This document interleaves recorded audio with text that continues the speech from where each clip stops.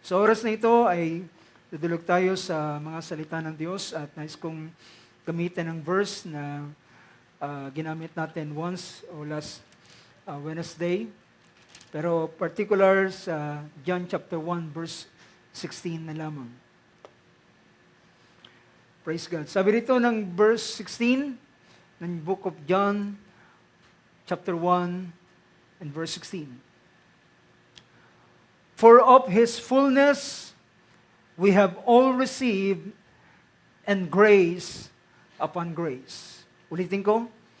For of His fullness we have all received, and grace upon grace. Everybody say amen. Purihin ng Diyos, mga po tayo sa oras na ito. Diyos ang siyang magdagdag ng blessings sa mga salitang binasa natin. Praise the Lord. So salamat sa inyong patuloy na kooperasyon sa kabila na ang ating panahon ngayon ay totoong mainit. At pwede nyo pong yung blower ay itutok na lang sa mga sa congregation. So, I hope sa kabila ng mainit ay tayo pa rin ay masaya. May can say amen to that. Diba? So, wala tayo sa mga catacombs, wala tayo dun sa mga, sa panahon ng mga persecution, yung mga Kristiyano ay nandun sila sa ilalim, sa ilalim ng mga hukay, at yun ay, alam kong yung lugar na yun ay mas mainit kaysa sa lugar na ating kinaroroonan. Pero gayon pa man, ilan po sa roon ang ayon sa aking narinig na mga testimony ay dahilan, sometimes ito ay sa lugar ng China, ay bawal, dahilan ito ay isang komunistang bansa, bawal ang Biblia, ilan sa kanila ay nagdadala ng sitas ng kanilang Biblia na pinilas at nilalagay nila sa plastic, sinusubo sa kanilang bibig. At para kapkapan man sila, wala silang Bibliang makikita sa kanila, pero pag dating nila doon sa lugar ng pinagtitipunan nila, niluluwa nila, tinatanggal sa plastic, at yun ay kanilang binabasa, at doon sila ay nananalangin at nakikinig ng mga salita ng Diyos. Well, mga kapatid, masyado tayong malaya sa ating panahon ngayon. At ngunit, minsan sa sobrang laya, yung pagbabasa ng Biblia ay ating nakakalimutan na.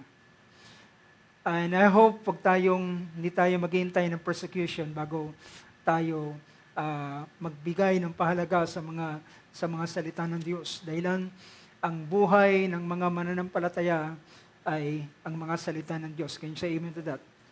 Ang sabi ng ating Panginoon, not by bread alone, but by every word that proceeds from the mouth of God. Well, ang tinutukoy ng ating Panginoon sa Matthew 4 verse 4 na not by bread alone, but by every word that proceeds from the mouth of God, ay hindi lamang ito ang sitas, ang talata sa Biblia na ating binabasa, kundi ang kapahayagan doon sa salita na ating binasa. It is a big difference, mga kapatid. Merong pagkakaiba sa verse lamang na ating babasahin at kakabisaduhin kaysa sa isang talata ng mga salita ng Diyos na ito ay nabuksan sa atin, nahayag sa atin. At kapag ito ay naintindihan natin, well, ito yung magiging pagkakataon na ang salita ay magiging laman. Ang salita ay magiging buhay. Dahilan ang salita ng Diyos, alam niyo mga kapatid, ang salita ng Diyos, ito ay naniniwala ako, hindi ito nangangailangan ng isang magaling na preacher para sa mga salita ng Diyos. Dahilan ng salita ng Diyos ay meron siyang buhay sa kanyang sarili. Diba? Ang salita ng Diyos according to chapter 4 verse 12 ng book of Hebrews, for the word of God is living and active. The word of God is living and active, and sharper than any two-edged sword, and piercing as far as the division of souls and spirit, and both joints and marrow, and able to judge the thoughts and intention of the heart. Naniniwala ako mga kapatid na ang mga salita ng Diyos, ang tanging kailangan ng salita ng Diyos ay isang pusong bukas at isang pusong mananampalatayin. Yan ang tanging kailangan ng salita ng Diyos. Hindi niya kailangan ng isang napakagaling na mangaral para basahin ang mga salita ng Diyos. Well, pwedeng merong isang mangaral na napakagaling, ngunit kung ang puso ng isang tao ay sarado at walang pananampalataya, walang silbi ang lahat ng mga bagay. Diba? Ngunit kung ang isang puso ay handang matuto, ay naglalong sila kagaya ng mga lalaki na papuntang Imaos, at ang kanilang puso ay nagtataka, nag-iisip, bakit ganito ang mga nangyayari? Bakit ganito ang mga sitwasyon na nagaganap? They are perplexed, hindi nila alam ang mga bagay na nangyayari. And suddenly, ang Panginoon ay lumapit sa kanila at nagpasimulang nagsabi sa kanila, anong inyong klase yung pag-uusap na inyong ginagawa? At kanilang binuksan ang kanilang mga nasa kanilang puso. Sabi niya, itong ang nangyayari ngayon, hindi mo pa alam ang nangyayari? Sabi niya, si Jesus ay nakinikilala na magiging aming tagapagligtas, ay pinako sa krus, namatay at inilibing. At ang balita ngayong magang ito ay sabi niya, ang kanyang bangkay ay nawawala. At sabi ay siya'y nagbangon sa mga patay.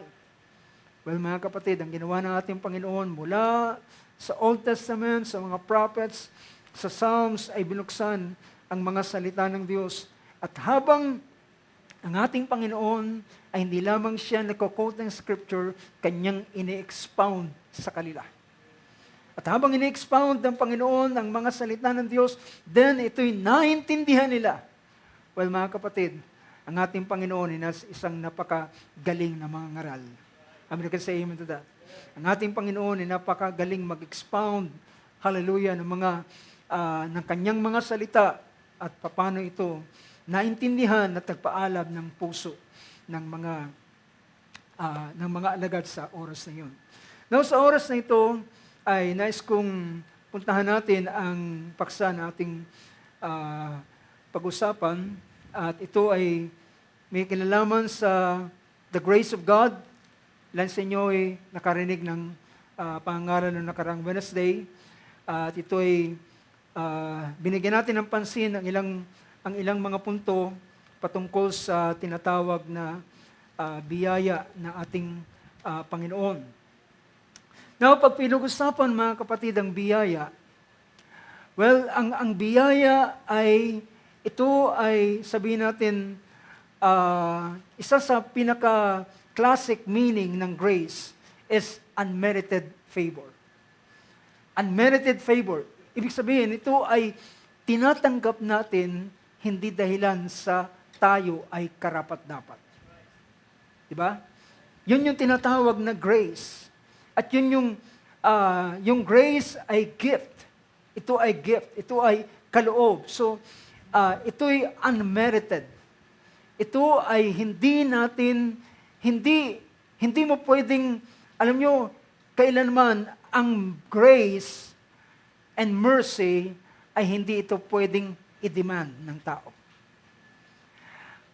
Dahilan ang Romans chapter 9, kagaya ng sinabi ni Apostle Pablo, ito ay quotation from the book of Exodus. Sabi rito ng chapter 9, verse 14, sabi rito ng verse 14 ng chapter 9 ng book of Romans, sabi niya, what shall we say then? There is no injustice with God. Now, pansinin niyo, sabi rito, what shall we say then? There is no injustice with God. I mean, I can say amen to that. Na sa Diyos ay wala siyang injustices. Ibig sabihin, hindi siya nag-treat na unfair. Ang bawat kanyang treatment sa tao, mga kapatid, ay very fair. Justice ang kanyang pinapairal. Sabi rito, what shall we say then? There is no injustice with God. Is there, sabi niya, is there, may it never be. For he says to Moses, verse 15, I will have mercy on whom I will have mercy on whom I have mercy. So sabi niya, ako ay mahahabag at maawa sa aking gustong kaawaan. So ganun ang mercy, ganun ang grace.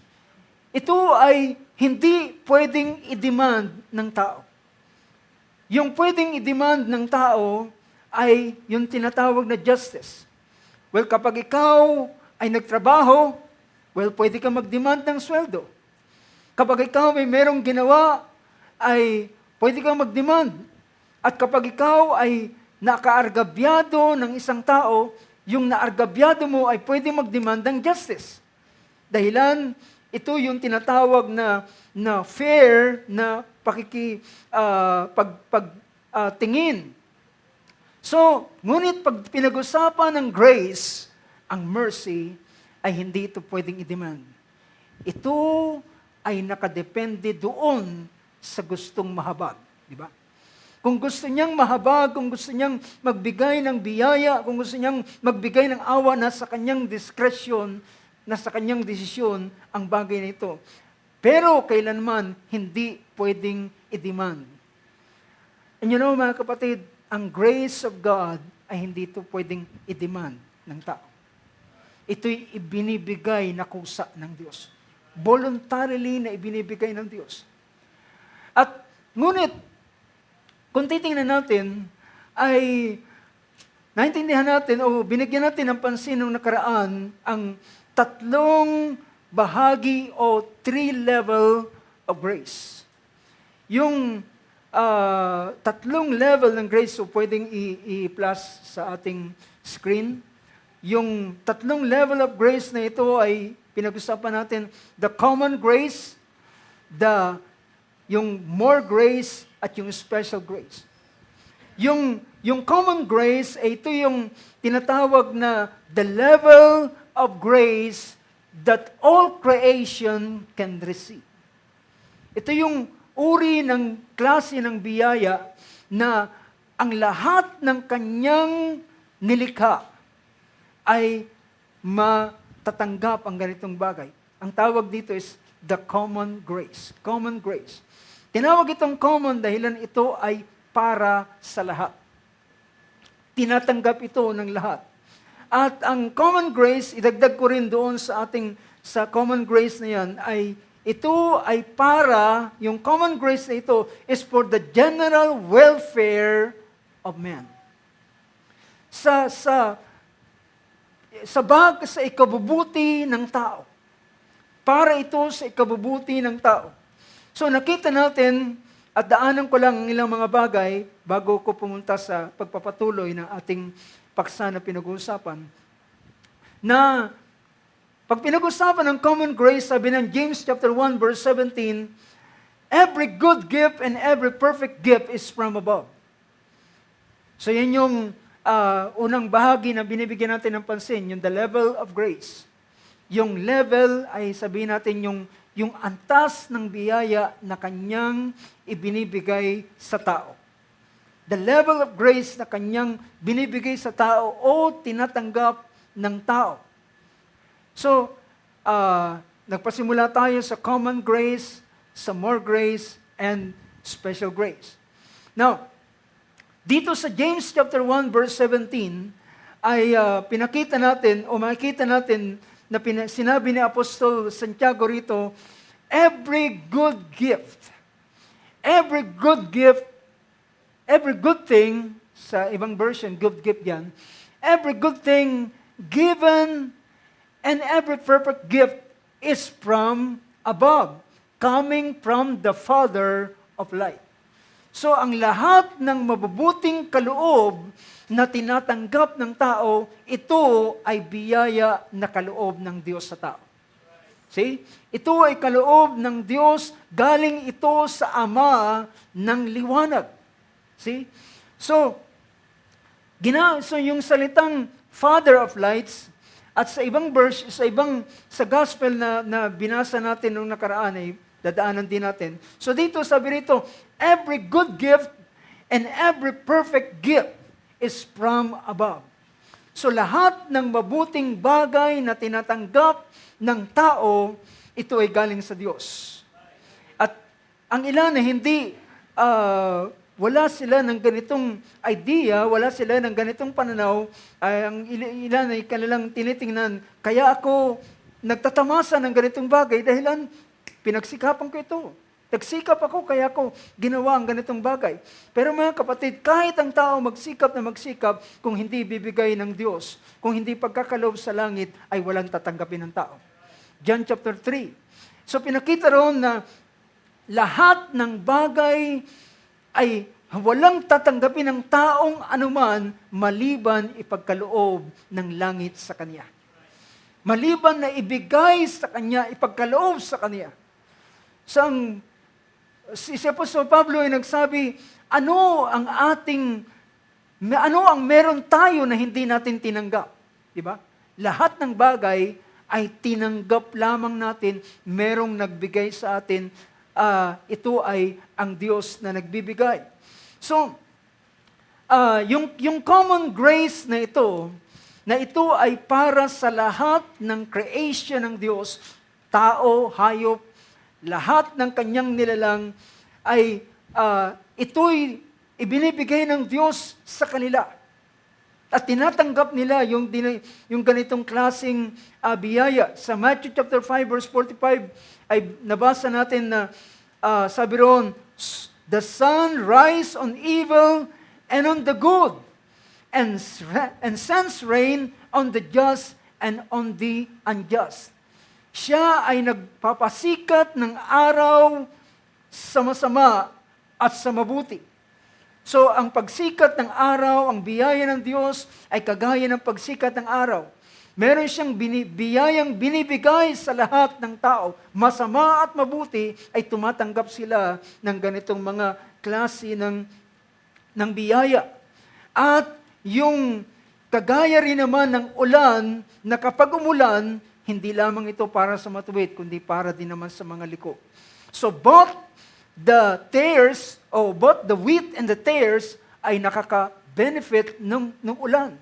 Yung trigo, yung pansirang damo, yung pananim, o yung damo, ay kapwa sila nakaka-benefit ng ulan.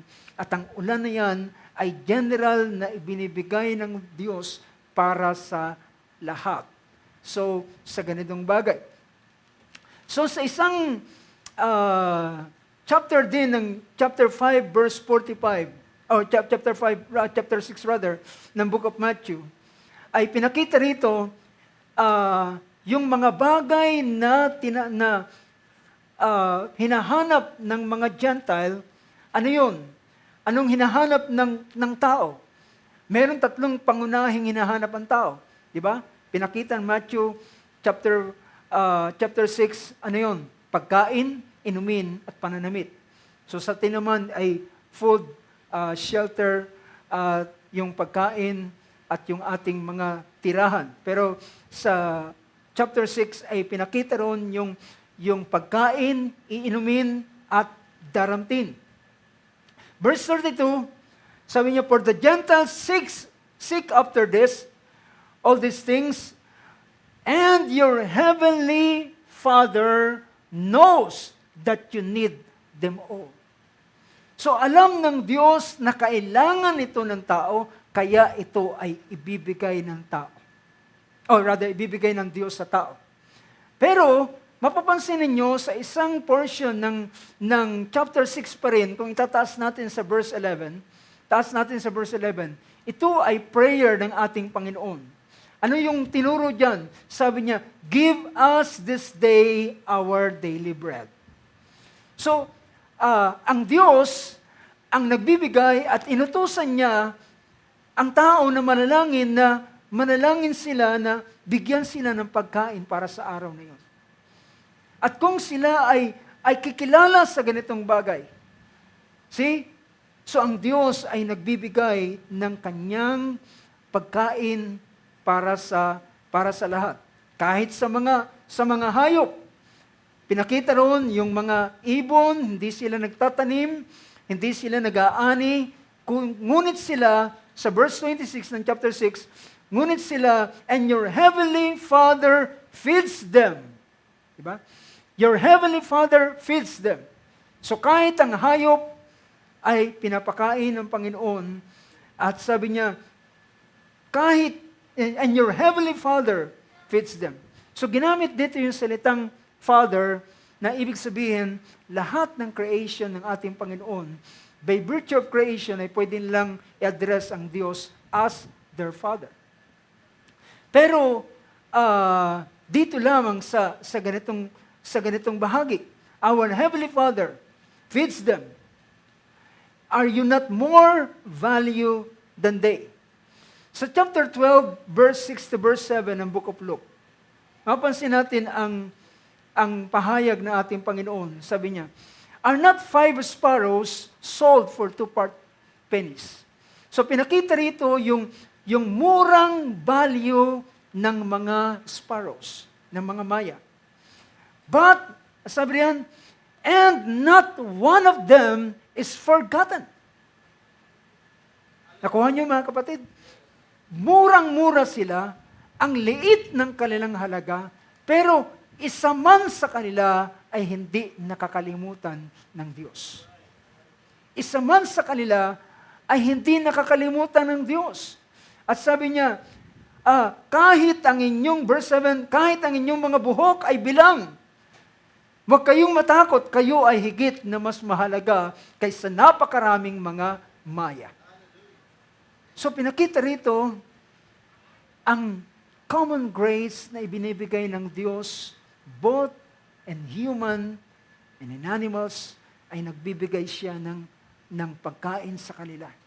Kapag sila ay tatawag sa Diyos, kahit sinong nilalang, mga kapatid, kahit yan ay masamang nilalang, kapag yan ay mangangailangan ng pagkain, huwag niyo sabihin pagkakait ng Diyos sa kanya yan. No. Dahilan ng common grace ay binibigay ng Diyos para sa lahat. Masama man siya, kaya minsan nagtatanong tayo, bakit taong yan makasalanan pero yumayaman siya? Maayos ang kanyang buhay. Well, that's a part of the common grace. Yung mga material na bagay na pwedeng tamasahin ng tao sa ibabaw ng sanlibutan, it is, categorically ay may ilalagay natin, yan ay nasa common grace. Now, alam niyo ba mga kapatid na kahit ang makasalanan, even sinners, ang Diyos ay pinagkakalooban sila ng tinatawag na common grace na ito. Pansinin ninyo, alam niyo ba na ang John 3:16, pwede natin tingnan ng John 3:16. Ang John 3:16 ay ang pasimula ng verse na yan na nagsabing, for God so loved what? The world. Pag sinabing the world, ito'y lahat ng tao, lahat ng nabubuhay sa ibabaw ng mundo ay iniibig ng Diyos. Diba? So, ito ay common grace na kanyang ino-offer. Diba? Ibinibigay ang ganitong bagay.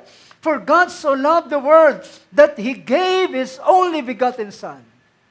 But the second part ay ibang bahagi na ito. Diba?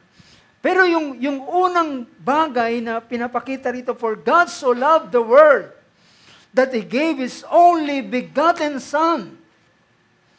So, ang 1 John chapter 2 verse 2 ay magbibigay linaw sa ganitong bagay na ang sabi ng verse 2, He is the propitiation for our sins, and not for ours only, but also for the sins of the whole world. Now, sa ganitong bagay, ay may kita natin mga kapatid. Alam niyo ba, naalala ko ang isang pangyayari sa buhay ng ating kapatid Barbanam. Nakapunta siya sa isang lugar at wala siyang ibang pwedeng kainan kundi isang bar, isang resto bar, kundi magkamali. At siya'y pumasok doon. wala siyang ibang makainan, well, hindi siya pwedeng, kung ilan ay pwedeng makita kay Barbanam, ay sabihin, si Barbanam pumapasok ng bar.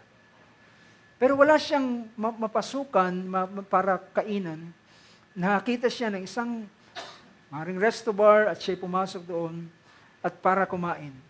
Pero nang siya naroon, nakita niya ng isang babae ay inaakbayan ng parang isang militar o sundalo, naakbayan at yung babaeng yun na hindi na siya kabataan, siya ay nasa medyo may edad na rin ng bahagya.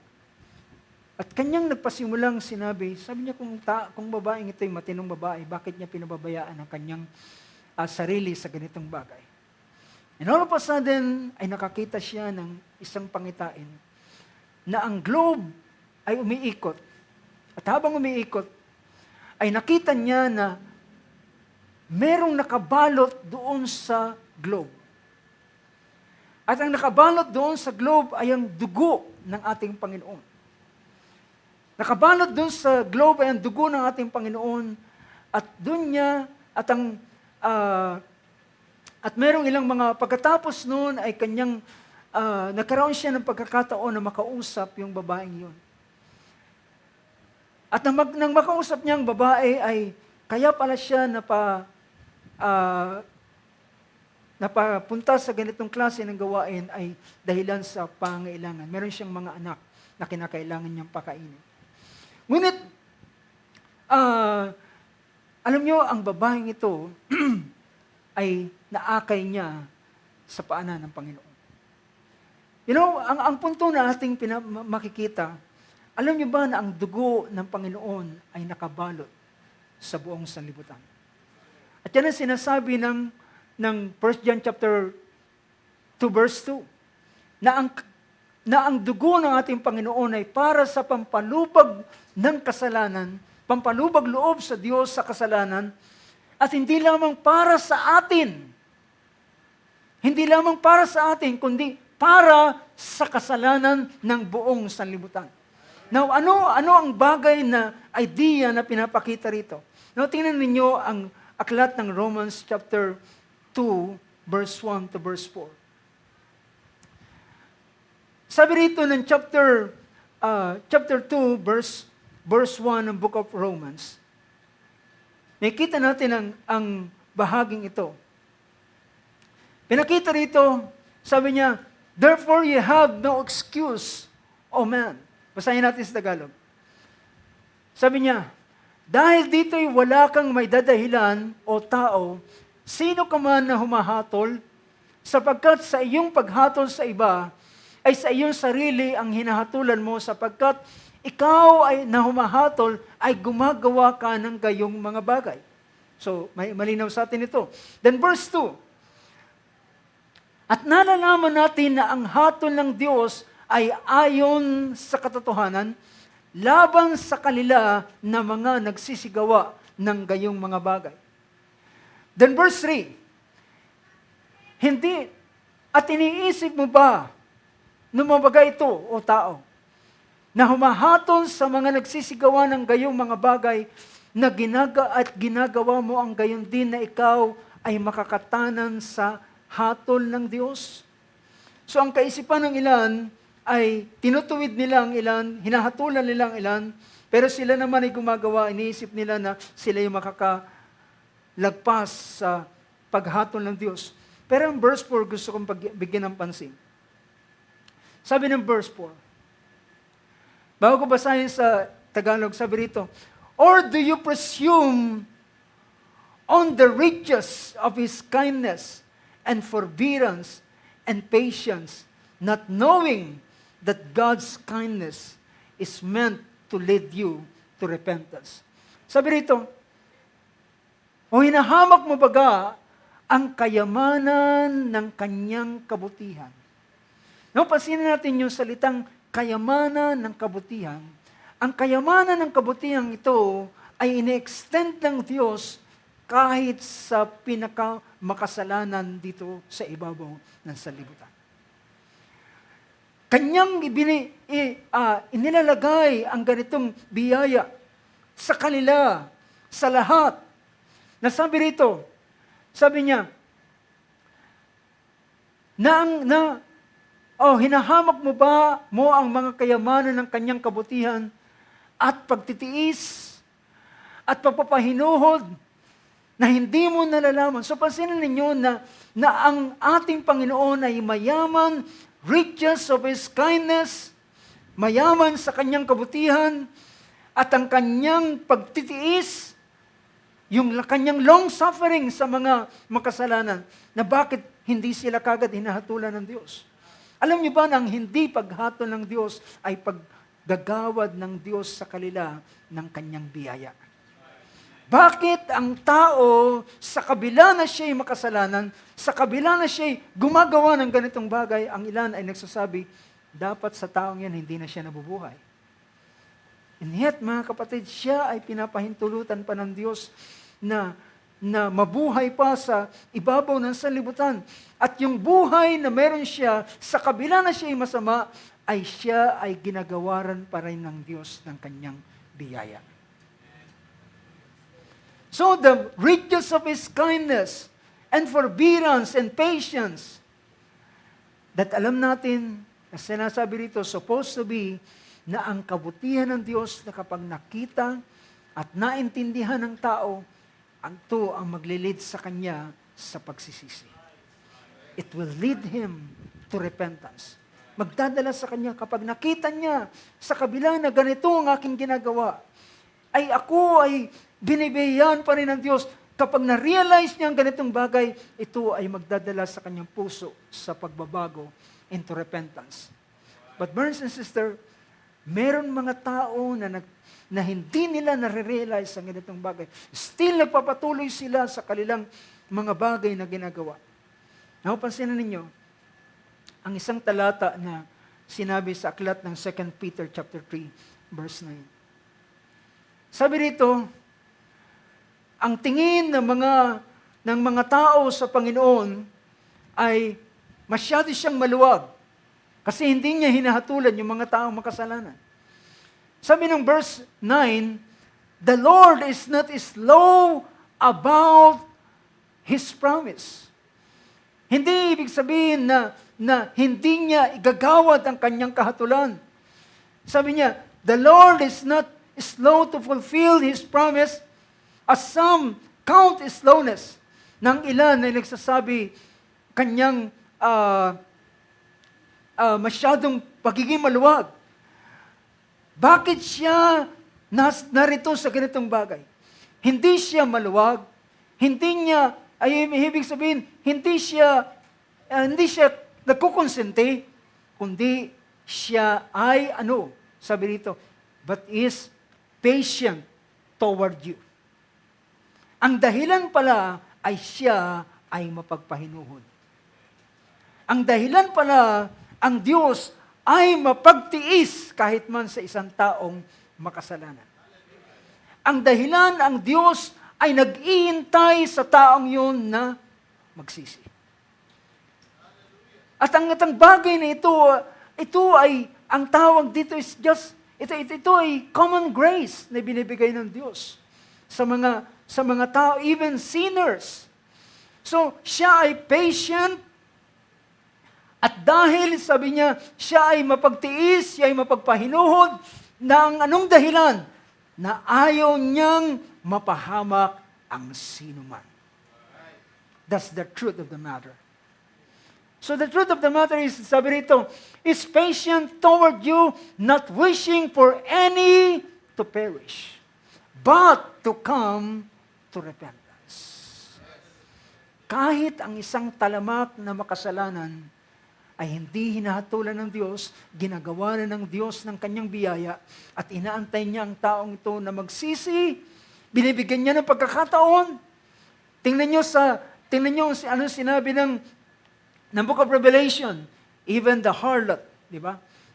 Ay binigyan niya ng pagkakataon para magsisi. Pero hindi sila nagsisi.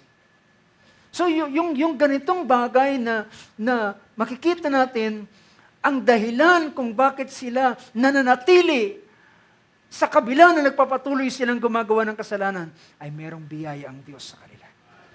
Hindi mo yan nakikita. Hindi rin yan nakikita ng mga taong gumagawa ng ganitong bagay. Dahilan ang Diyos ay mayaman sa kahabagan.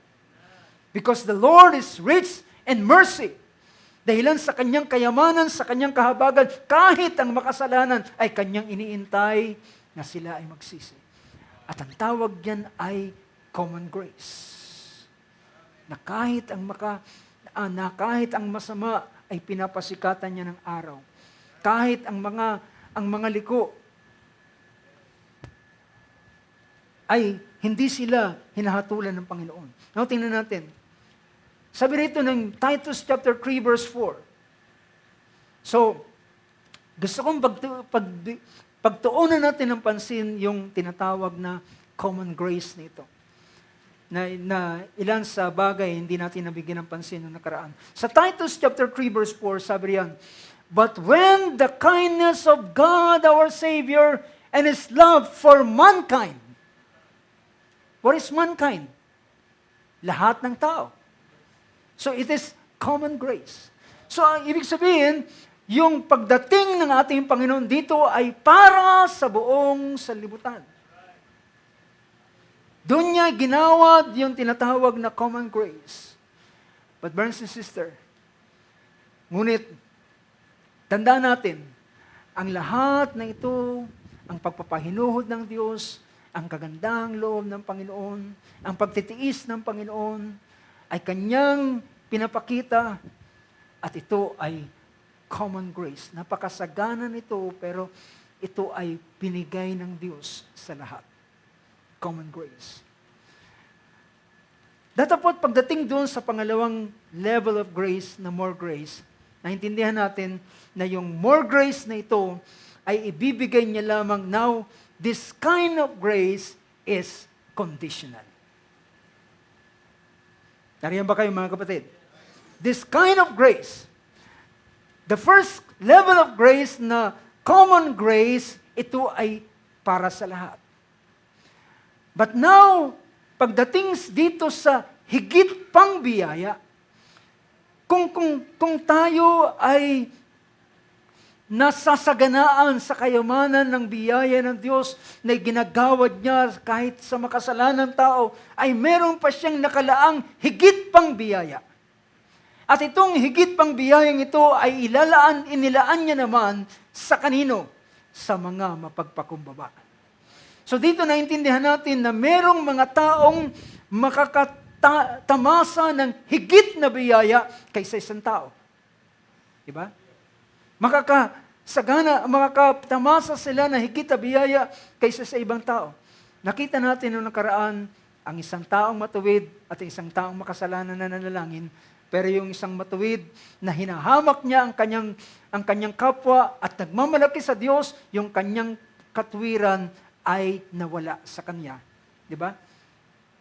Kagaya na lamang ng sinabi ng ating Panginoon, kapag kayo magbibigay, huwag kayong humihip ng pakakap. Huwag malaman ng inyong kanan ng kaliwa ang ginagawa ng inyong kanan. Ibig sabihin, manatili itong lihim dahilan kapag nangyari na ibinroadcast mo ang lahat ng bagay, nakuha mo na ang iyong ganti. Ibig sabihin, nakuha mo na ang iyong ganti. So yung more grace na ito, nilagay ko dyan that this level of grace, God gives exclusively to the lowly or humble. So, ibinibigay niya ito sa mga mapagpakumbaba. So, alam na natin yung bagay. Now, gusto kong pagtuunan natin yung pansin yung special grace. Are you ready, brothers and sisters? Sa espesyal na biyayang ito. Kaya ito espesyal, it is not common. Hindi ito pangkaraniwan, hindi ito para sa lahat, ito ay special. At kapag sinabing special, ay ito ay makikita natin o hindi natin ito makikita sa lahat, kundi makikita natin ito sa ilan. Now, tingnan natin ang bahaging ito. Ang special grace na ito ay nangusap ang ating Panginoon sa Matthew chapter 7, verse 13 and verse 14. Patungkol sa pagpasok sa pintuan o sa isang pintuan. Sabi ng verse 13, sabi rito, enter by the narrow gate. For the gate is wide and the way is easy that leads to destruction, and those who enter by it are many. So, pumasok kayo, sabi niya, pumasok kayo sa makipot na pintuan sapagkat maluwang ang pintuan at ang daan ay madali na ito'y patungo saan? Sa kapahamakan. At ang nakakasumpong nito ay marami ang nakakasumpong. So there are many, yung salitang many dyan. Pero yung sumunod na verse, sabi rito, for the gate is narrow and the way is hard. That leads to what? That leads to life. And those who find it are few. So pag pinag-usapan ng special, mga kapatid, ito naman ay kakaunti ang nakakasumpong. At unti-unti natin na maintindihan that this special grace ay pinapasok ito. It is not, hindi ito commonly na pwede mong mapulot sa daan. Hindi ito, ito'y uri ng biyaya ng Diyos, pero hindi ito basta mapupulot sa daan na kagaya ng common grace na ang tao, pag nagsikap siya, pag nagpunyagi siya, pwede siyang masenso at magkaroon ng maraming bagay dito sa ibabaw ng sanlibutan at ito'y pwedeng maranasan ng karamihan. But this special grace, ang idea nito, this grace, ay ito'y isang klase ng biyaya na ito, ang tawag dito ay kinakailangang pasukin. Sabi ng verse 24, chapter 13 ng Luke 13:24. Kaya ang sabi ng verse na ito, strive to enter through the narrow door. Ano sabi riyan? Pagsikapan natin na pumasok sa pintuang ito, sa narrow door. For many, I tell you, will seek to enter and will not be able. Now, ang biyayang ito, mga kapatid, ang biyayang ito ay pinapasok.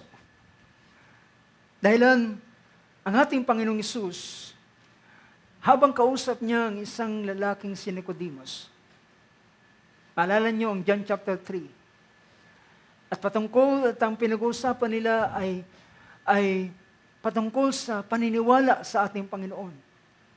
At sabi niya, naniniwala ako na ikaw ay guro na galing sa Diyos, sapagkat ang lahat ng iyong ginagawa ay hindi magagawa kung ang Diyos ay hindi sumasa Kanya. Pagdating ng verse 3, ang sabi ng ating Panginoon, Jesus answered and said to him, truly, truly, I say to you, unless one is born again, he cannot see the kingdom of God. This special grace is inside the kingdom of God. Nakaka-relate ba kayo, mga kapatid? So, it is not commonly na pwede mong matisod sa daan. For example, ang ginto, mga kapatid, hindi mo yan basta-basta makikita sa lansangan, di ba? Meron niyang tinatawag na lugar, meron niyang mina, o meron niyang isang dako na kinakailangan mong hanapin. At kapag iyong nasumpungan, then, pinakita rito, Jesus answered. So, sabi niya, unless one is born again, he cannot see the kingdom of God. And verse 5, unless one is born of water and the Spirit, he cannot enter the kingdom of God. Hindi siya makakapasok dito sa kaharian ng Diyos. Dahilan ng kaharian ng Diyos na ito ay ito ang biyaya. Narito ang masaganang biyaya ng Diyos. Narito ang masaganang biyaya ng Panginoon. Pero pinakita rito, kinakailangan yung kapanganakan sa tubig at sa Espiritu. Kinakailangan ng bautismo sa tubig at pagdating ng pagtanggap ng Espiritu ng isang tao, ng Diyos sa isang tao. Nais kong tingnan natin ang Romans chapter 5. Tingnan niyo ang Romans chapter 5. Alam natin mga kapatid na kapag ang isang tao ay, una niyang maranasan ang common grace. At kapag naranasan niya ang common grace na ito, merong kakaibang bagay na nangyayari sa isang tao, most especially sa mga taong itinalaga ng Diyos para sa biyayang ito. Now, sabi ng Romans chapter 5. Sa Romans chapter 5 verse 1, sabi rito ng verse 1, therefore, having been justified by faith, we have peace with God through our Lord Jesus Christ.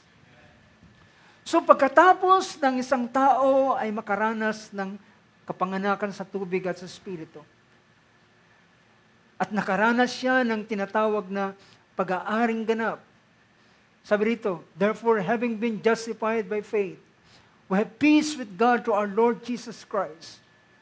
And verse 2, through whom also we have obtained our introduction. Now, gusto kong basahin ang ESV version. Ang ESV ay sabi rito, through Him, through our Lord Jesus Christ, through Him we have also obtained access. We've also obtained access by faith into this special grace.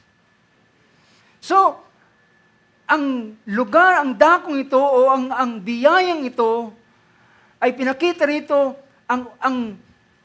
ito ay mapapasok ng isa sa pamamagitan ng pananampalataya. Pagkatapos na siya'y makaranas ng kapanganakan sa tubig at sa Espiritu. At ito ang daan upang ang tao ay maka-obtain ng special grace na ito. At kapag kanyang sabihin natin, mamaya maintindihan natin mga kapatid na merong ibang uri o sabihin pa natin a level of grace sa bawat mga itinalaga ng Diyos bago pa itinatagan sa libutan. At sabi rito, so through Him, so pinakita ng verse 1, since we have been justified by faith, nang tayo ay aring ganap sa pamamagitan ng pagpapatawad ng ating kasalanan, pagpapawalang sala, at paglalagay sa atin sa isang mainam na kalalagayan sa posisyon sa harapan ng Diyos, through our Lord Jesus Christ, and through Him we have also obtained access by faith into this grace in which we stand, and we rejoice in hope in the glory of God. So pinapasok ang klase ng biyayang ito sa pamamagitan ng pananampalataya. At ito lamang ang makita natin bakit ang ating Panginoon ay sa kanyang pangungusap kay Nicodemus, sabi niya, habang nagpapahayag si Nicodemus, naniniwala ako na ikaw ay guro na galing sa Diyos. Ikaw ay ang mga bagay na yung ginagawa, hindi mo magagawa kung ang Diyos hindi sumasa iyo. Pero ang sabi ng ating Panginoon, sabi niya, maliban na ikaw ay panganak sa tubig at sa Espiritu, hindi ka makakapasok sa kaharian ng langit. Now, ang idea na pinapakita ng ating Panginoon, ang lahat ng tao ay pwedeng mag-confess ng paniniwala kay Kristo. And that is commonly na pwede nilang may confess in general. Sa mga tao ay pwede nilang i-confess ang ganitong bagay. Ngunit, ang nais ng ating Panginoon ay sabi niya, ikaw ay makapasok sa kaharian ng Diyos. At ang paraan ng pagpasok ay pinakita niya, ito'y sa pamamagitan ng kapanganakan.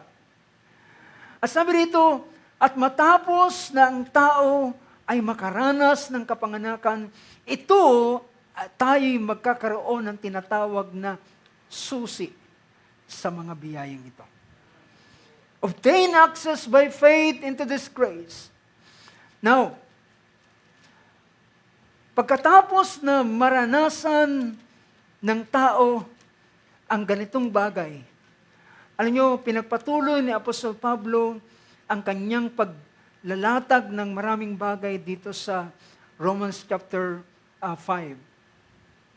Kung itutuloy natin sa verse 15, matapos na ang tao, alam nyo, pwede nating tingnan muna ang ganitong bagay. Paano niya ibinigay ito sa bawat isa ng mga kanyang nakilala ng una. Tingnan natin ang aklat ng Ephesians. Sa Book of Ephesians chapter 1, verse 4. Sabi rito ng verse 4, just as He chose us in Him before the foundation of the world, that we would be holy and blameless before Him in love. Now, gusto kong makita natin, mga kapatid, na ang mga itinalaga ng ating Panginoon ay siya rin ang makakaranas ng espesyal na biyayang ito. Ang bawat mga itinalaga ay pinaglaanan ng ating Panginoon ng napakasaganang biyayang ito at pinakita roon ng lahat ng kanyang pinili, just as He chose us in Him before the foundation of the world. Sabi niya, upang sila ay maging banal, maging walang kapintasan sa harapan niya, sa kanyang pag-ibig, at kanyang itinalaga sila para saan? Para sa pagiging anak. To adoption. To adoption. He predestined us to adoption as sons through Jesus Christ to Himself according to what?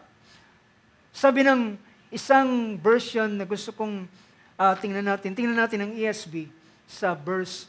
Sabi rito, He predestined us for the adoption to Himself as sons through Jesus Christ to the purpose of His will. Sa isang version dito, sa NASB, He predestined us to adoption as sons through Jesus Christ to Himself according to the kind intention of His will.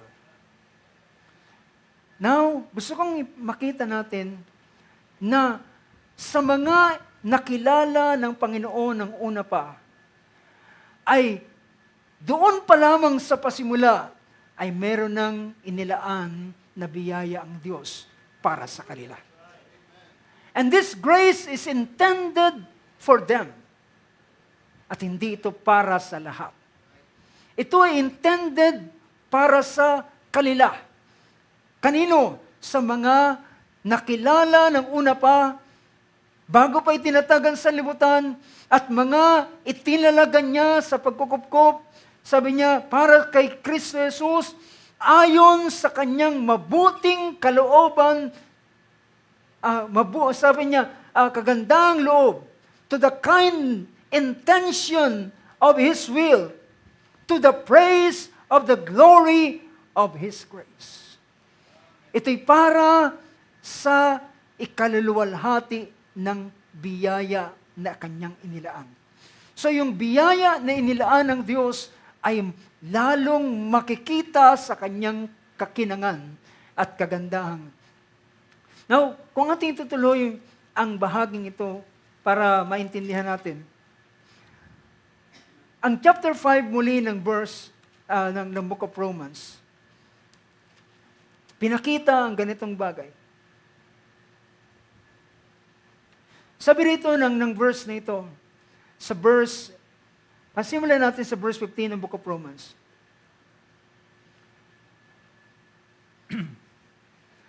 Kung sa verse 2 ay pinakita niya na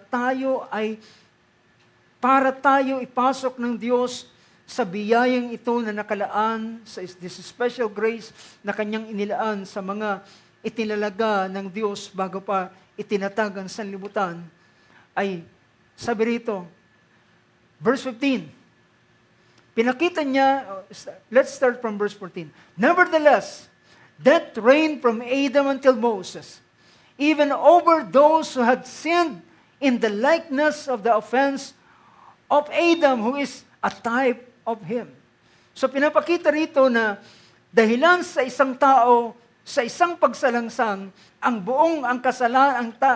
lahat ng tao ay nagkasala at ang lahat ng tao ay nakaranas ng kamatayan. At in contrast, doon sa nangyaring offense, ay pinakita niya naman sa verse 15 yung tinatawag na the free gift. Naintindihan niyo ba yung salitang free gift? Hindi lamang basta gift, it is a free gift. Ito ay libreng kaloob.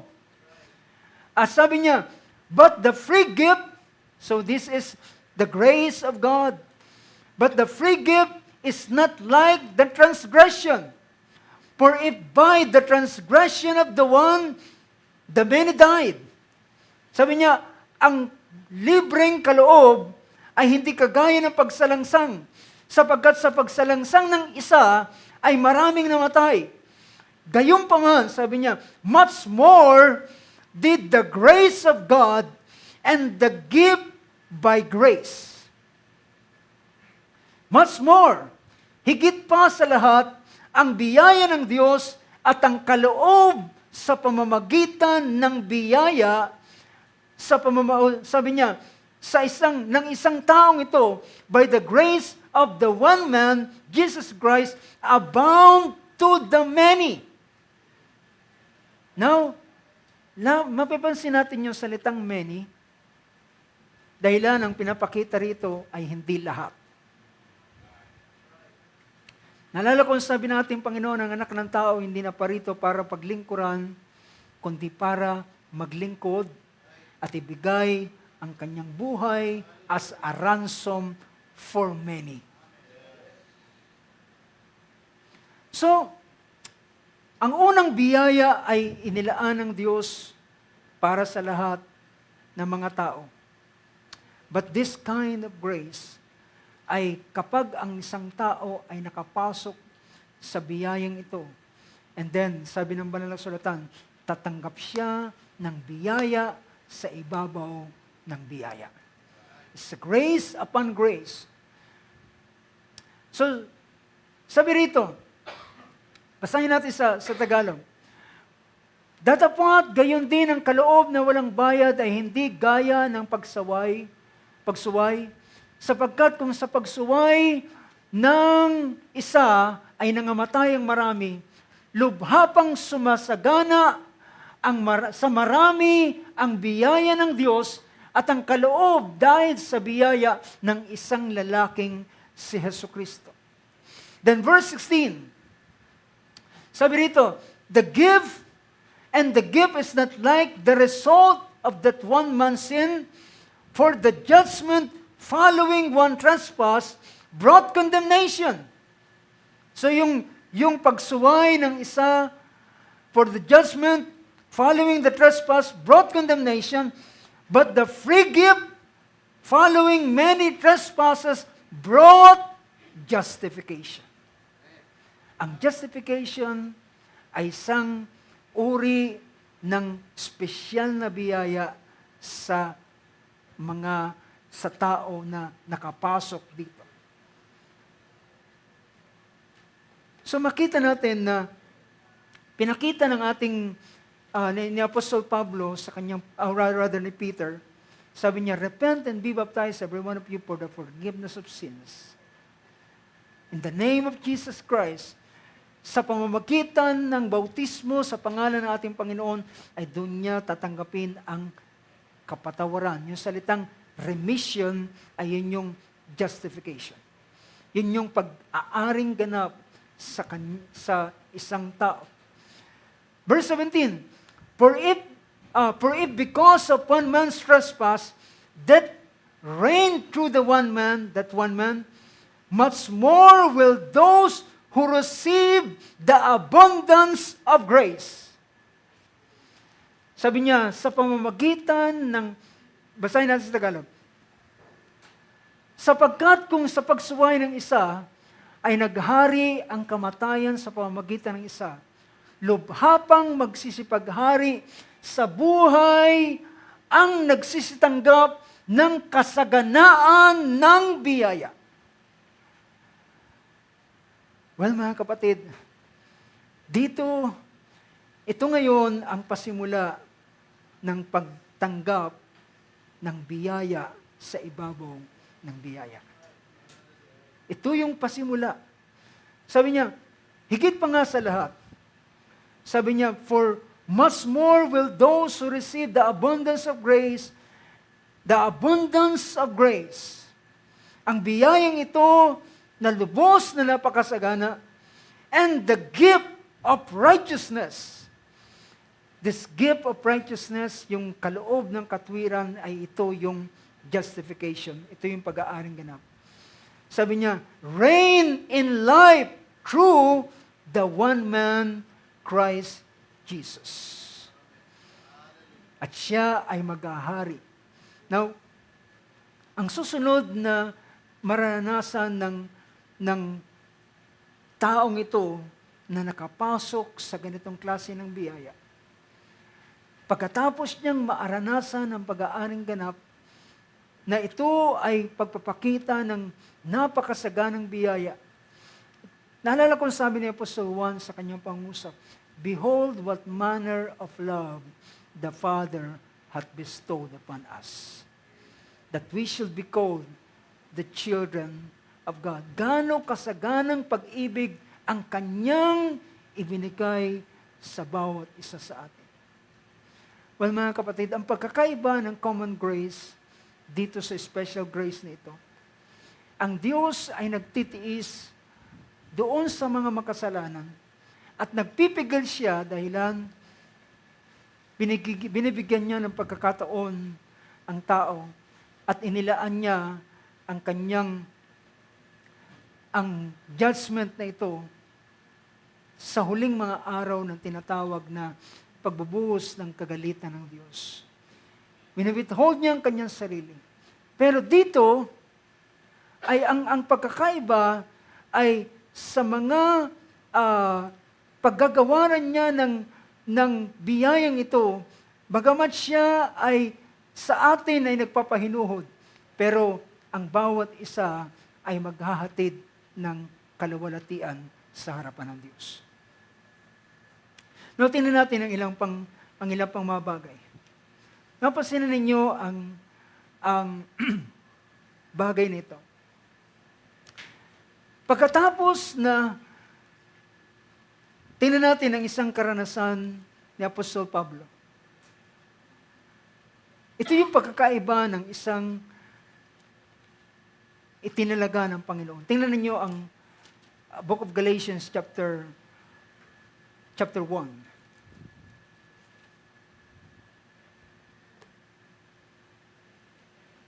Chapter 1 ng Book of Galatians, verse 15.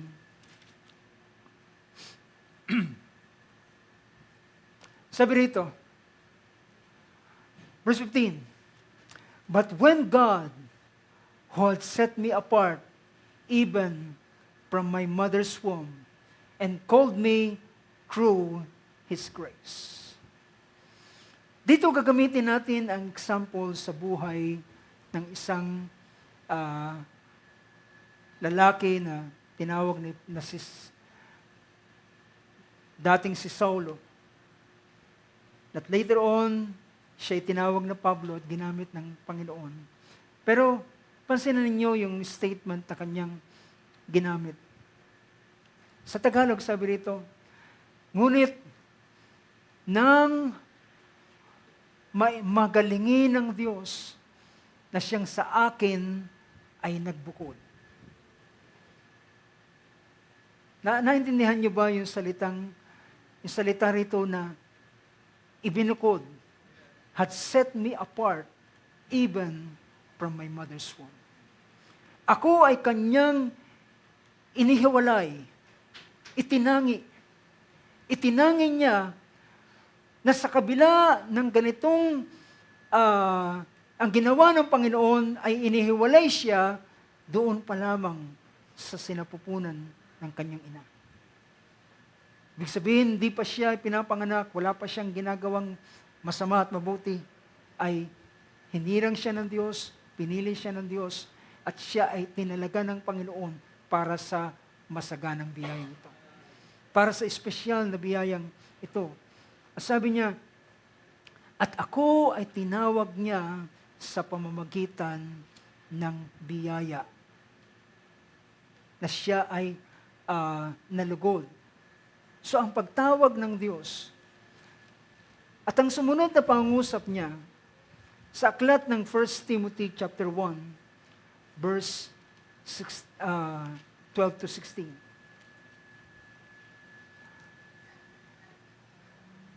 Sa verse 12, dito dinescribe ni Apostol Pablo ang kanyang unang karanasan na kanyang naranasan. Sabi ng verse 12, sabi niya, I thank Christ Jesus our Lord, who has strengthened me because He considered me faithful and putting me into the service. Now, dito po ang isang napaka-special na biyaya na ginawa ng Diyos para kay Apostol Pablo. Sa kabila na si Apostol Pablo ay sinabi rito, sa kabila na even though I was formerly a blasphemer, a persecutor, a violent aggressor, yet I was shown mercy because I acted ignorantly in unbelief.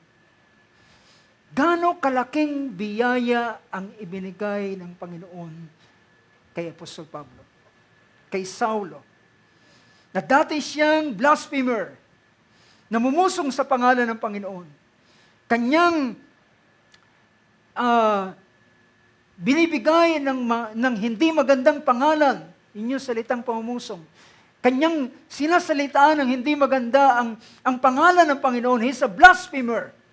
At siya isang tagapag-usig, isa siyang violent aggressor.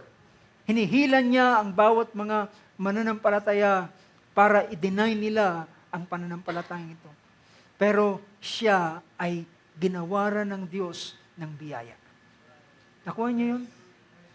Ginawaran, binuhusan siya ng Diyos ng biyaya. Ibig sabihin, ang biyayang ito na ibinuhos sa kanya ay hindi tiningnan ang lahat ng bagay na kanyang ginawa. That's the special grace. Yan ang masaganang biyayang ito. Ganon ang paglalarawan ng biyaya. Ang pagbibigay ng bagay na ito ay hindi dahilan na meron siyang ginawang anuman. Kundi, ito ay biyaya sa kapasyahan ng Diyos. See? Kaya sabi rito, at sa kabila na ganito ang kanyang kalalagayan, siya ay pinagkatiwalaan at inilagay siyang bilang isang tapat at siya inilagay sa paglilingkod. Gaano kalaking biyaya ito? So dito natin maintindihan ang espesyal na biyayang ito sa kabila. Kung tayo ay kagaya ng Diyos, hindi natin ibibigyan pagkakatiwala kay Pablo ang isang napakalaking gawain. Diba? Paano si Pablo ay sa kanya ibinigay ang katiwala sa buong Gentile. Pinagkatiwala sa kanya ang ministry at ginawa siyang teacher and apostle to the Gentiles.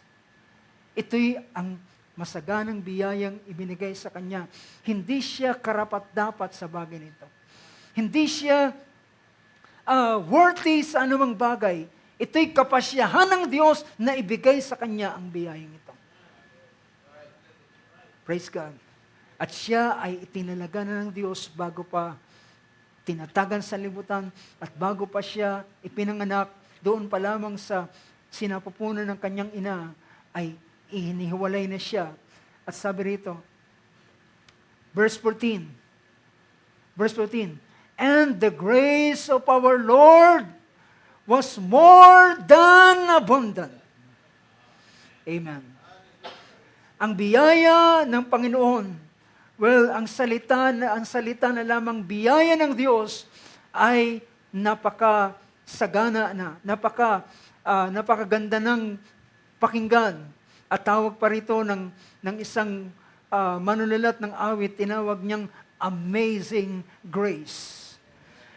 At ngunit, sabi niya rito, and the grace of our Lord was more than abundant with the faith. So yung kanyang biyaya, ang biyaya ng Panginoon na higit pang masagana ay merong pananampalataya.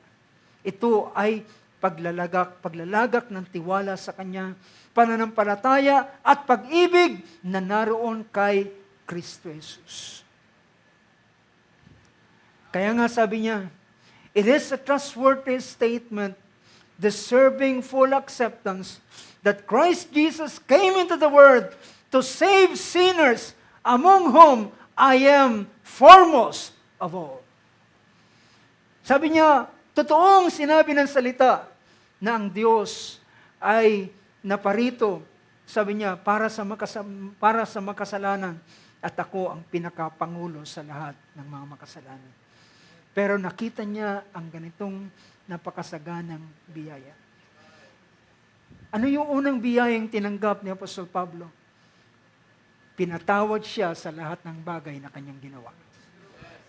Ang kanyang pagiging mastermind sa kamatayan ni Stephen ay pinatawad sa kanya.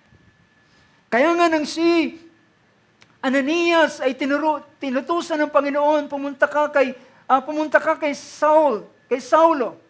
Dito siya nakatira, dito siya na tumutuloy. Sabi niya, nang marinig pa lamang ni Ananias ang pangalang Saulo, alam niya na kung sino ang taong ito. At sabi niya, Panginoon, kilala ko siya. Marami siyang ginawa na mga bagay para sa iyong mga banal. Ang sabi ng Panginoon, puntahan mo siya sapagkat siya'y aking sisidlang hirang. At ako'y gagawa sa kanyang pangalan. Makikita natin paano ginawad ng Diyos ang biyaya, pinatawad ang kanyang kasalanan. At pagkatapos noon, ibinigay ng Diyos ang kanyang Espiritu kay Apostol Pablo. Nakaranas siya ng biyaya sa kapatawaran ng kasalanan. Ibinigay ang Espiritu ng Diyos na panibagong kaloob ng biyaya ng Diyos. At pagkatapos niyang bigyan ng kaloob ng Espiritu Santo, then ibinigay sa kanya ang pagkakatiwala ng tinatawag na dispensation ng biyaya ng Diyos. Pinagkatiwala sa kanya ang ganitong bagay. Well, kaya ang masasabi ni Apostol Pablo, sabi niya, I am that I am by the grace of God. Siya ay hindi naging siya hindi dahilan sa kanyang pagsikap. Siya ay naging gayon dahilan sa biyaya ng Diyos. And we can say and we can tell na tayo ay naging tayo dahilan sa biyaya ng Diyos. At sabi niya, ang biyaya ng Diyos na akin tinanggap ay hindi naging walang kabuluhan at ito'y gumawa sa akin ng dakilang bagay. Ano ang paggawa ng biyayang ito ng Diyos? At pagkatapos sa kanyang pagkalooban ng kapatawaran ng kasalanan, binigay ang Espiritu Santo, at pagkatapos binigyan siya ng tinatawag na pagkakatiwala. At ngayon, anong sumunod na nangyari sa kanya? Ang sabi ng banal na kasulatan sa Book of Galatians, ayon sa patotoo ni Apostol Pablo, nang siya ay tumanggap, hindi siya nakipag-usap sa mga apostol, kundi siya ay pumunta sa Arabia. At pagdating doon, binuksan ng Diyos ang hiwaga ng kanyang kalooban. Gaano kasaganang biyaya ang kanyang tinanggap. Biyaya sa ibabaw ng biyaya ang kanyang tinatanggap. At kaya nga sa kanyang ipinahayag doon na ng Diyos ay malugod. At sabi niya, nang siya'y malugod sa akin, at kanyang ipinakilala ang kanyang anak sa akin, ako ay hindi nagpunta sa mga apostol at nakita niya kung paano ang Diyos ay nagbigay sa kanya ng ganitong bagay. Now mga kapatid, sabi niya rito sa verse, tuloy natin ang 1 Timothy chapter 1 sa verse 16, and yet for this reason, I found mercy, so that in me, as the foremost, Jesus Christ might demonstrate His perfect patience as an example of those who would believe in Him for eternal life. Basahin natin sa Tagalog. Sabi niya, gayon may dahil dito, kinahabagan ako upang sa akin na Pangulong makasalanan ay maipahayag ni Hesukristo ang buong pagpapahinuhod niya. Paano dinisplay ng Panginoon ang kanyang pagtitiis kay Apostol Pablo? Sa kanyang kalalagayan. Sabi niya sa pamamagi, gawin siyang example ng demonstration ng biyaya ng Diyos, ng patience ng Diyos.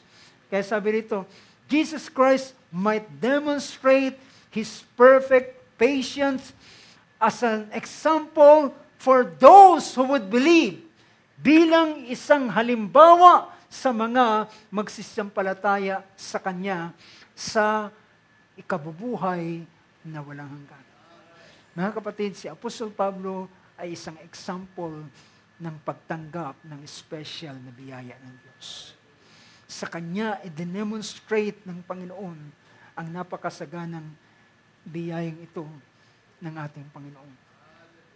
Now, mga kapatid, ang makakaranas ng biyayang ito ay unang-una sila na mga itinalaga ng Panginoon bago pa itinatag ang sanlibutan. At ang mga taong ito na kanyang itinalaga ay kanyang dadalhin at ipapasok sa kaharian ng Diyos. Na doon sa kaharian ng Diyos, naroon ang buong kasaganaan ng biyaya ng Diyos na hindi pwedeng matanggap ng ibang tao dito sa ibabaw ng sanlibutan.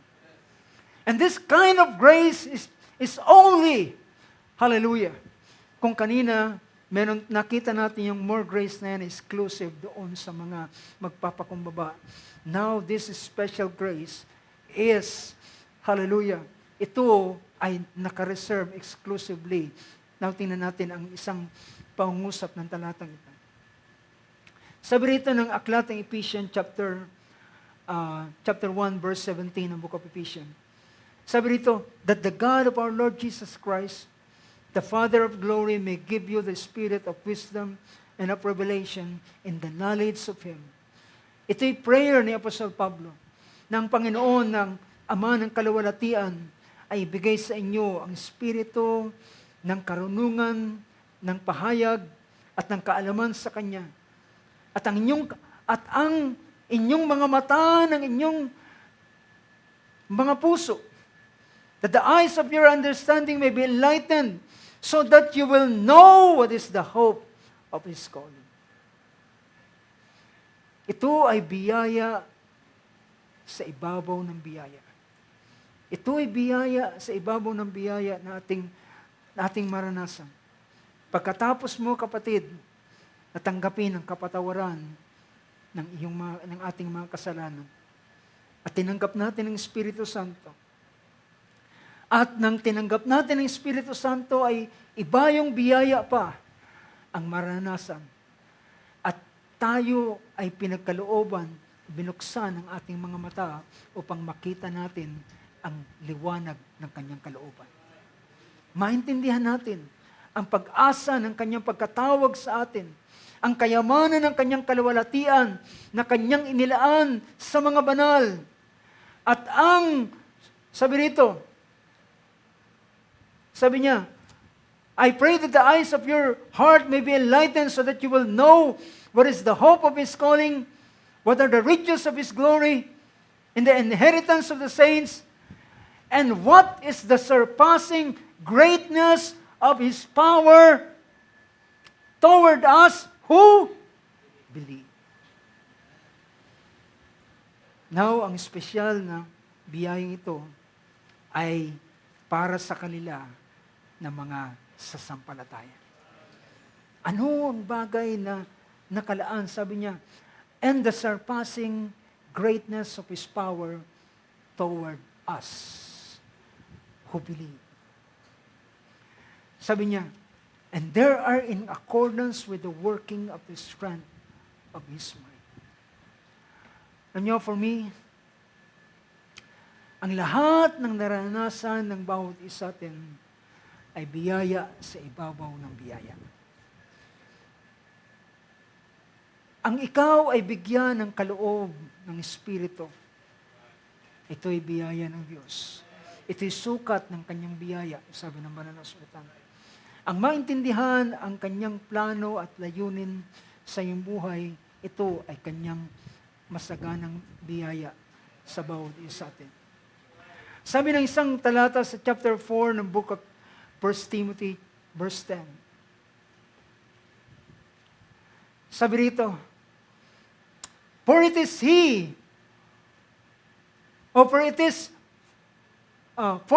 for this we labor and strive, because we have fixed our hope on the living God, who is our Savior of all men, especially of believers.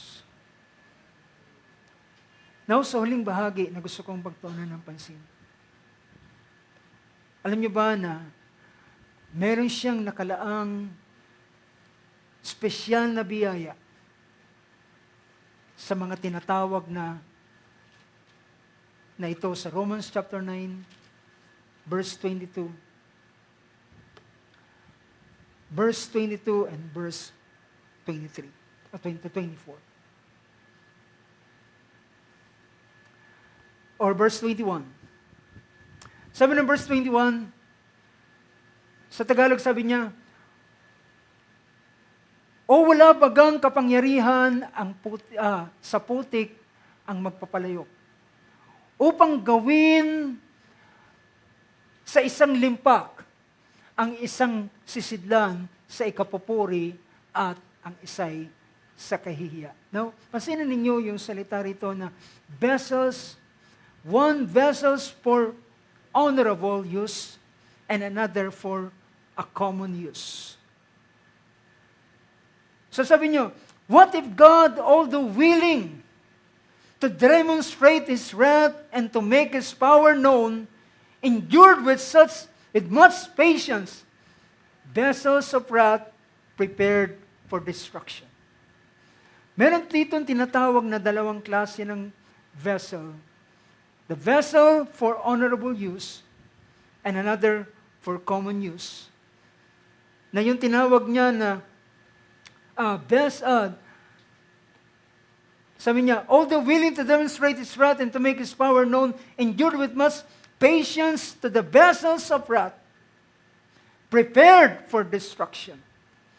Sa kabila na siya ay nagpapahinuhod, nagbibigay ng pagtitiis sa mga vessels for destruction. Kagaya na ating nakita kanina, ang mga makasalanan ay ang Diyos ay nagtitiis sa kanila.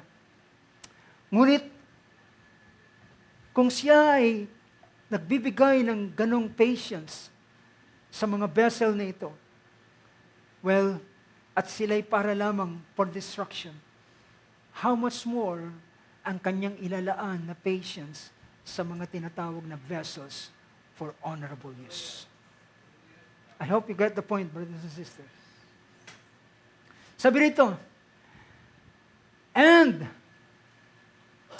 he did, verse 23, and he did And He did so to make known the riches of His glory upon vessels of mercy.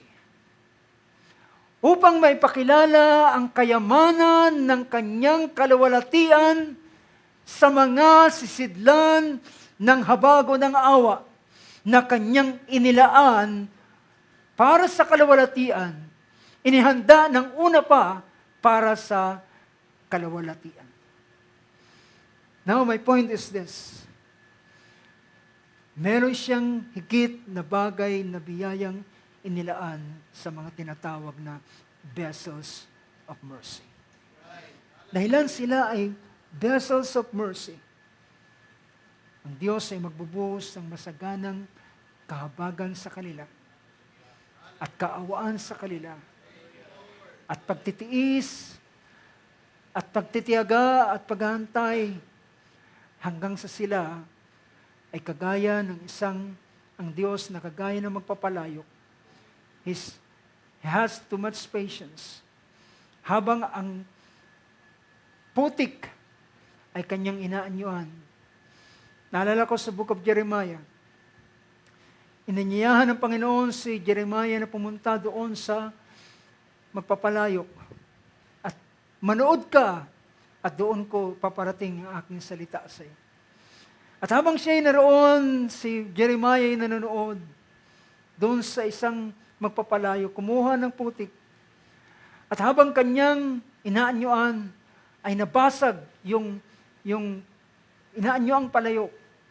Ang kanyang ginawa ay kinuha uli yung putik na yun at ginawa at isinaayos at muling naghubog ng palayok mula doon. Ang magpapalayok. At sabi ng Panginoon, sabi niya, hindi ko ba kaya na gawin na isang panibagong sisidlan ang putik na dating nasira. At yun ang kanyang paglalarawan na kanyang pinakita sa gagawin niya sa bayan ng Israel. Sa kabila ng Israel ay mahuhulog sa captivity, pero sila ay muling ireremake ng Diyos. Muling aanyuan ng Diyos, muling gagawaran ng Diyos, at ang kahabagan ng Panginoon ay naroon sa Kanya.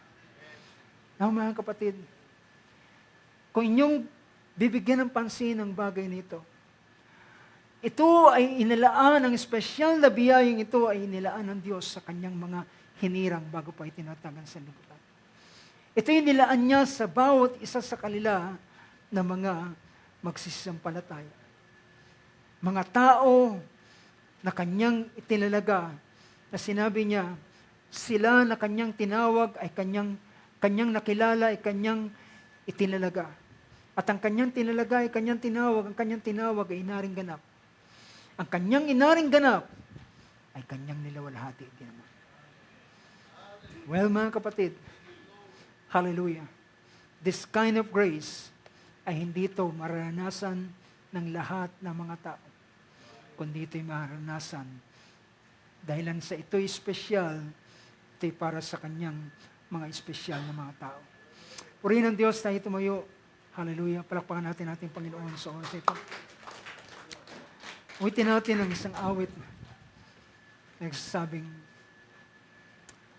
over and over, He molds me and makes me. Hallelujah. Palangin ko sa uling maaraw nito, dumating tayo into realization, gaano kalaki ang biyaya na kanyang inilaan sa bawat isa sa atin. Gaano kalaki ang biyaya na kanyang inilaan sa iyo at inilaan sa akin. Kung ang Diyos ay nagpapakita na napakasaganang biyaya sa mga tao sa sanlibutan, gaano kalaking biyaya ang kanyang pwedeng ilaan sa iyo at sa akin.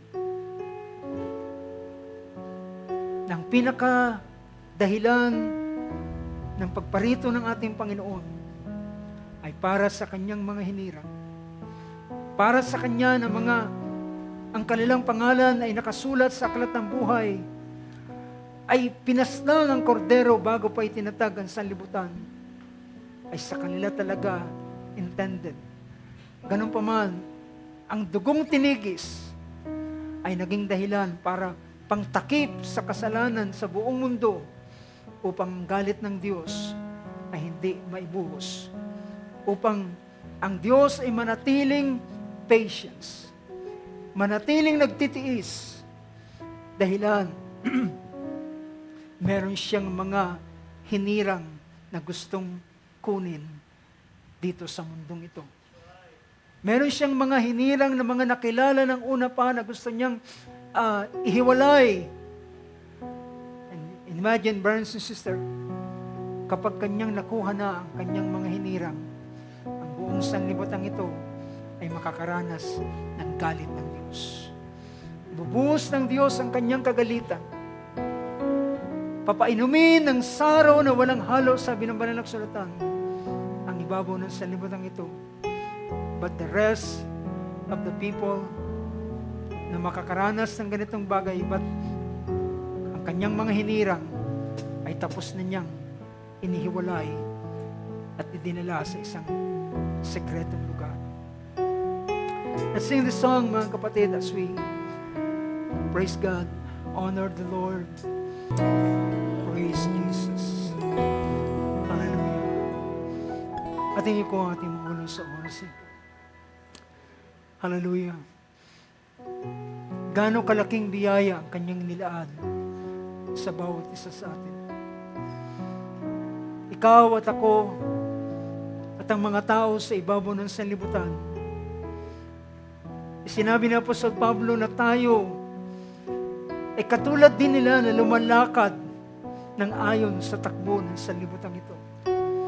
Tayo ay gapos din naman ng mga espiritu ng kahanginan na siyang kumagapos din sa mga taong hindi mananampalataya. Ngunit ikaw, sila ay pinaglaanan, binigyan ng Diyos ng kahabagan. At anong klaseng biyaya ang tinanggap ng bawat isa sa atin? Na tayo, hallelujah, ay nakalapit sa Kanya. Ikaw ay tinawag na anak ng Diyos. Ikaw ay Kanyang idineklara na Kanyang tagapagmana. Ikaw ay binigyan ng kaloob ng Espiritu ng Diyos. Matapos kang aring ganap at sa iyo, ikaw ay ginawa Kanyang, hallelujah, pinagkatiwalaan ng Kanyang Espiritu. At ilan sa bawat isa sa atin, at kagaya ni Apostol Pablo, sa kabila ng kanyang karanasang naranasan, nakita niya kung gaano kalaking biyaya ang ibinigay ng Diyos sa kanya. Na hindi siya marapat, isang mamamatay tao, isang lalaking naglapastangan sa pangalan ng Panginoon, isang lalaking mastermind sa pagpatay ng isang naglilingkod sa Diyos. Ngunit siya'y kinahabagan ng Panginoon at ginawa na ng biyaya. At sa Kanya ay pinagkatiwala pa ng Diyos. Hallelujah. Merong isang lalaking si Pedro, matapos niyang ipagkaila ang Panginoon, hindi lamang isang beses, kundi 3 beses. At pagkatapos noon ay kanyang sinabi kay Pedro, Simon, mahal mo ba ako higit sa mga bagay nito? Pakanin mo ang aking mga tupa. Pinagkatiwala sa kanya ng Panginoon. Gaano kalaki at gaano ka-espesyal ang biyayang ito na kanyang inilaan sa bawat mga anak ng Diyos, sa mga hirang ng Diyos. Hallelujah. It cannot be compared to the grace, the common grace. Kahit man ang mga tao ay magtamasa ng mga bagay sa mundong ito na, hallelujah, ito ay kasama sa common grace. Ngunit hindi ko pa rin, hallelujah, hindi pa rin natin kayang liripin ang napakasaganang biyayang kanyang inilaan sa iyo at sa akin sa huling mga araw nito. Hallelujah. Sabi ng ating Panginoon, magsiparito kayo, bagamat ang inyong mga kasalanan ay mapula, At bagamat ito'y kasing pula, hallelujah, kagaya ng napakapula at hallelujah, ito ay aking papaputiin na kagaya ng niebe at kagaya ng balahibo ng tupa. Behold, what manner of love the Father hath bestowed upon us, that we shall be called the children of God. Hallelujah. Tayo dumulog sa panalangin ng Diyos. Sa oras na ito, Lord, ay narito ang iyong mga anak na pinaglaanan ng special grace, Lord, sa uling mga araw nito. Narito ang bawat isa sa amin na nakilala mo bago pa itinatagan sa libutan. At dumating ang panahon na kami ay yung tinawag sa iyong biyaya. At kami pinatawad sa iyong biyaya. At kami pinagkalooban sa pamamagitan ng iyong biyaya. At ngayon kami, hallelujah, nagpapatuloy sa pamamagitan ng iyong biyaya, Lord. Hallelujah. Lord, isang bagay ang aming masasabi kagaya ng sinabi ni Apostol Pablo. I am that I am by the grace of God. Bakit kami nakarating sa ganitong bagay ay hindi dahilan sa amin. Dahilan maraming mga panahon at pagkakataon sa aming buhay na pwede na kaming bumigay at pwede na kaming tumalikod. Nakagaya rin naman ni Apostol Pablo na nakaranas ng ganitong bagay, ngunit ang biyaya mo ay dumarating sa kanya. At sinasabi mo sa kanya, magpatuloy ka sapagkat marami pa akong kaluluwang inilaan. Hallelujah, tatawagin sa lugar nito. At muli mo siyang pinalakas, Panginoon. At doon namin pinapasalamatan ang lahat ng bagay na aming pinagdadaanan, Panginoon, sa buhay na ito. Ang lahat ng ito ay kami ay nagtagumpay dahilan sa iyong biyaya. At kung kami man ay makarating sa dako na iyong inilaan sa amin, Lord, isa pa rin ang aming sigaw. Lord, ito'y dahilan sa iyong biyaya pa rin. At sa araw na yun, Lord, ang iyong biyaya ay higit na magiging mas makinang, Panginoon. Ang iyong biyaya na inilaan sa amin ay mas mahigit na maluluwalhati sa araw na yun, na matapos na, hallelujah, ang hangganan ng aming pananampalataya at ng aming takbuhin ay maaming matapos. Ay ito'y, hallelujah, hindi sa aming lakas at kakayanan at papupunyagi, kundi dahilan sa iyong biyaya. Lord God, truly, your grace is amazing, Lord. Tunay, Panginoon, ang iyong biyaya ay kamangha-mangha, Panginoon. At hindi ito kayang sukatin at di kayang liripin ng sino man. O Lord God, hallelujah.